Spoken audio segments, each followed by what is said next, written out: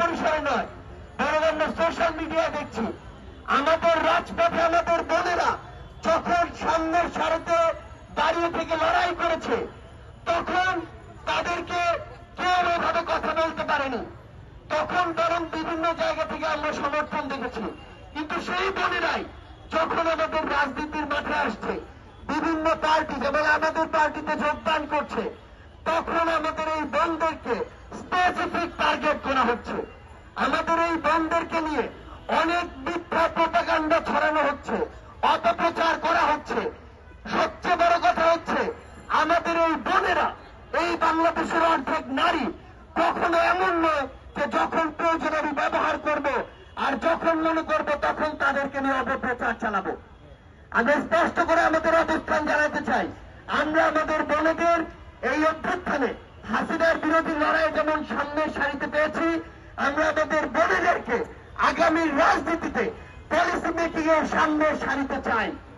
আমাদের বোনেরা আর এই বাংলাদেশের সংসদে কখনো শুধুমাত্র রিপ্রেজেন্টেশন হবে না, তারা তাদের যোগ্যতায় পার্টিসিপেশন করে এসেই সংসদে নারীদের প্রতিনিধিত্ব করবে।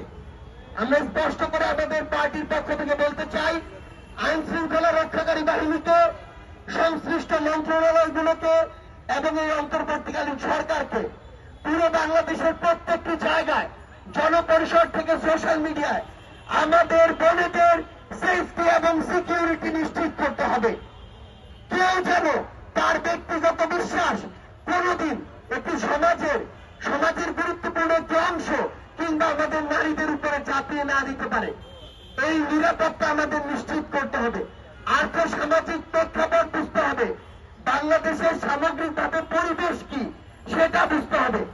এগুলোর বাইরে গিয়ে কেউ যদি কোনো ধরনের মব কালচারকে ব্যবহার করে বিন্দুমাত্র আমাদের বোনেদের দিকে দৃষ্টি দেওয়ার চেষ্টা করে কিংবা তাদের সিকিউরিটি বিঘ্নিত করার চেষ্টা করে, তাহলে আমাদের এই আইন শৃঙ্খলা রক্ষাকারী বাহিনী এবং সংশ্লিষ্ট মন্ত্রণালয়গুলো ব্যর্থ বলে প্রমাণিত হবে।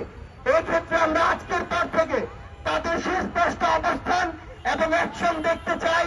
না হলে বাংলাদেশের জনগণ তাদের জায়গা থেকে এই যে সংশ্লিষ্ট মন্ত্রণালয়গুলোকে ব্যর্থ মনে করবে, কিন্তু আমরা এগুলোকে ব্যর্থ হিসেবে দেখতে চাই না। আজকের পর থেকে শুধু কথা নয়, আমরা কাজ দেখতে চাই এবং আমাদের নারীদের, বোনদের, মায়েদেরকে আমরা যেন এই সমাজে, এই রাষ্ট্রে তারা যতটুকু ডিজার্ভ করে এবং যতটুকু হওয়া উচিত ততটুকু জায়গা আমরা করে দিতে পারি, ততটুকু সেফটি এবং সিকিউরিটি আমরা সবাই ঐক্যবদ্ধভাবে নিশ্চিত করতে পারি। এটাই হোক আজকের নারী দিবসের আমাদের প্রতিজ্ঞা। সবার সাথে আবারও দেখা হবে, আমাদের বোনেদের সাথে, নারীদের সাথে আমরা একসাথে কাঁধে কাঁধ মিলিয়ে বাংলাদেশ বিনির্মাণের জন্য লড়াই করব। সে পর্যন্ত সবাই আমরা একসাথে আমাদের বোনেদের পাশে থাকবো। সবাইকে অসংখ্য ধন্যবাদ।